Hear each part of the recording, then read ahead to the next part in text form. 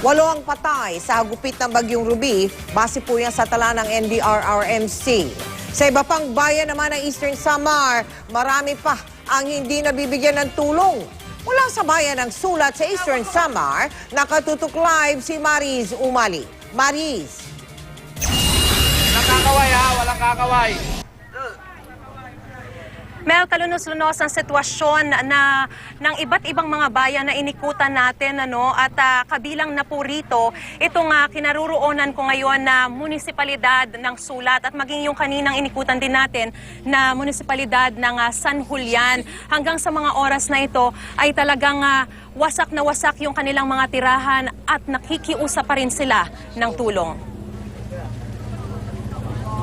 Pinaglalamayan na ngayon ang labi ng mag-asawang Rafael at Patricia Afable, kapwa mahigit 70 anyos, matapos masawi sa kasagsagan ng pananalasa ng Bagyong Ruby. Nagkubli sila sa isang lunan o yung lutuan ng kopra sa may bundok sa takot na abutan sila ng tubig sakaling magkaroon noon ng storm surge. Aabot lamang daw sa 20 metro ang layo ng dagat sa ilang mga kabahayan dito sa Sitio Sabang, Barangay San Isidro. Kaya naman agad na lumikas ang mga residente rito papunta sa mas mataas na lugar bago pa man manalasa ang Bagyong Ruby. Pero tila sadyang mapaglaro ang tadhana. Dahil sa pagkakataong ito, hindi ang kinatatakutan nilang daluyong ang kumitil sa buhay ng mag-asawang Afable, kundi ang napakalakas na hangin na daladala ng bagyo. Unang bumagsak yung bubong, pangalawa yung nyug, pangatlo yung mangga. Naipit yung mga magulang ko. Pati ako naipit. Sir, na ano ako ng asawa ko. Itinulak. Labis ang pagsisisi ng mga anak pero wala raw silang nagawa noong mga panahong iyon para maisalba ang mga magulang. Naglalagay ako ng panangga na para hindi bumagsak yung sahig sa amin lahat doon. Kasi kung naiwanan ko yun, pinabayaan ko, pag bumagsak lahat kami mamamatay doon sa ilalim. Maya yung manong na yung malakas na hangin, sabay naman yan bumagsak dyan. Bali yung mga nila dito. Oo, silang dalawa. Tapos ito bali at saka yung ulo nila ang lalaki ng sugat to. Hindi mo na malaman kung ano dahil talagang gagawin. Patay na si nanay at saka tatay, nagsabay pa sila. Nawalan na nga ng magulang, nawalan pa sila ng tirahan. Gaya nila, marami pang mga taga-barangay San Isidro ang kalunos-lunos ang sitwasyon ngayon. Isa sa pinaka-worst, kahit sinong tanungin niyo ng matatanda, na hindi nila alam na gano'n nangyari. Gano'n, hindi na nila alam. At saka ito yung pinakamatagal na bagyo. Para sa inyong lahat na mga taga-buong mundo, humihingi kami sa inyo ng tulong. Dito sa Barangay Santo Tomas, nakita namin ang paslit na ito na natutulog sa sira-sira ng bahay. Di iniindang matinding sikat ng araw at pag gumabi, ang matinding lamig. Marami pa sa barangay na ito ang di malaman kung saan sisilong dahil wasak na rin ang lahat ng mga bahay. Hindi ako nananawagan na imo uday imi. Umiyak dahil sa hirap namin dito. Ngayon lang ako nakaramdam ng bagyo na sobra. Nagmamakaawa ako, wala na talaga kaming mauwian. Pinakamatindi nga bagyoan. Ruby, ang naranasan ko mula sa pagkabata ko hanggang ngayon nga. 89 years old na ako. Ma'am Mel, nananawagan po kami po mga Barangay Santo Tomas. Tulungan niyo po kami, wala po kaming makain, wala po kaming bahay. Ang kinatatakutan namin sa susunod na mga buwan, wala na kaming ibang paghahanapan ng pangkabuhayan. Sa Barangay Candalakit, 10 bahay sa mahigit 50 na lang ang natira. Di pa sila marating ng tulong dahil nakabalandra pa sa daan lahat ng nagbagsakang puno ng nyog. Napakahirap po ng barangay namin as of now po. Dala po ng Typhoon Ruby. Sa gitna ng kawalaan, itinaas pa rin nila ang watawat ng bansa, simbolo raw ng pag-asa. Sadyang matibay ang puso ng mga Pinoy dahil nagkukubliman ang malaking problema, nagagawa pa rin nilang maging masaya. Dito naman sa bayan ng San Julian, dagsa ang mga nagpapagamot sa health center matapos maaksidente at magkasakit sa bagyo. Si Lolo nakaligtas nga sa pananalasa ng bagyo, pero naaksidente habang pilit na gumagawa ng paraan, may maipanlaman lang ng tiyan. Iipon ko yung mga nagkalat ba na nagbagsakan sa lupa, yun, ipunin ko tapos kukupresin namin. Nabunot yung itak doon sa nyug, paghila ko, dito tinamaan yung ulo ko. Sana may tumulong sa amin sa hirap dahil disgrasyado kami. Yung anak ko na pa ako kahapon. Ako, nangyari din sa akin yan, paggawa ng bahay, may matulugan lang. Walang kaswalty sa Nulian. Pero ang properties natin mga almost 90% damage. So. Hanggang ngayon daw kasi wala pa raw natatanggap na tulong.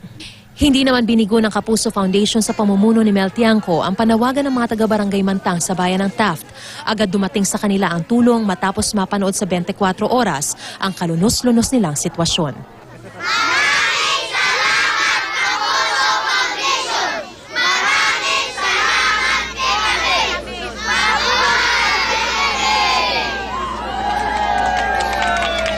Mel, yung namatayan na pamilya Afable, sila po ay nakikiusap ng tulong na donasyon ng mga kahoy at pati na rin ng pako. Kasi sa ngayon po ay iisa lamang yung kabaong na meron pa lang sila.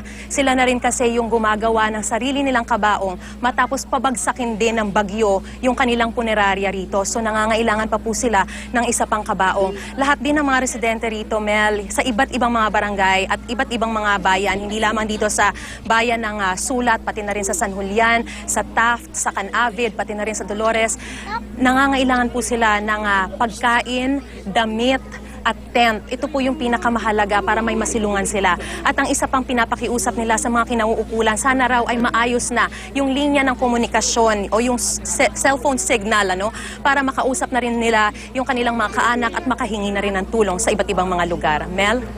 Maris, maitanong ko, wala bang presence dyan ang DSWD, Maris? Mel, merong presence yung DSWD. As a matter of fact, ay nagpapadala sila sa iba't ibang mga barangay. Ang problema, yung iba raw na mga bigas na basa rin. So, hindi naman maibigay yung mga bigas na yon dahil mabaho na. At hindi naman pwedeng yung mabaho na at medyo nasisira na, yun yung kakainin ng mga residente rito. So, medyo hindi natin masabi kung talagang kulang. Siguro kulang lang talaga sa manpower para maihatid sa iba't ibang mga barangay dahil talagang almost every municipality na daanan natin, ang sinasabi nila 90% of their municipality ang talagang totally damaged.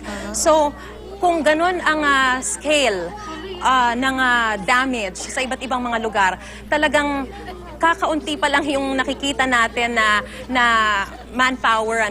Although, in fairness, bukod sa government, nakikita natin tuloy-tuloy yung dating din ng iba't ibang mga relief organizations, both local and international. Pero ang isa pang problema, Mel, para makarating lang tayo dito, for example, dito sa bayan ng Sulat at papunta na rin sa iba't iba pang mga bayan sa norte, dadaan tayo dun sa parang bridge na parang improvised. At hindi kinakaya nun. As a matter of fact, ngayon ay ang impormasyon na binigay sa atin, bumigay na raw yung tulay na yon, hindi na nito kakayanin na makarating pa doon yung mga truck na nagdadala ng iba't ibang mga relief goods, Mel. Maris, ako yung maasa na yung ulat mo ngayong gabi ay makarating sa mga kinauukulan sapagat bagaman tama yung mga paliwanag mo at talaga namang hindi madali, ay hindi rin natin pwede pabayaan na lamang yung mga kababayan natin dyan. Kailangan gawan talaga nila ng paraan. Samantalang GMA Kapuso Foundation, Maris, ay patuloy na maglilingkod dyan sa mga kababayan natin. Maraming salamat sa iyo, Maris Umali.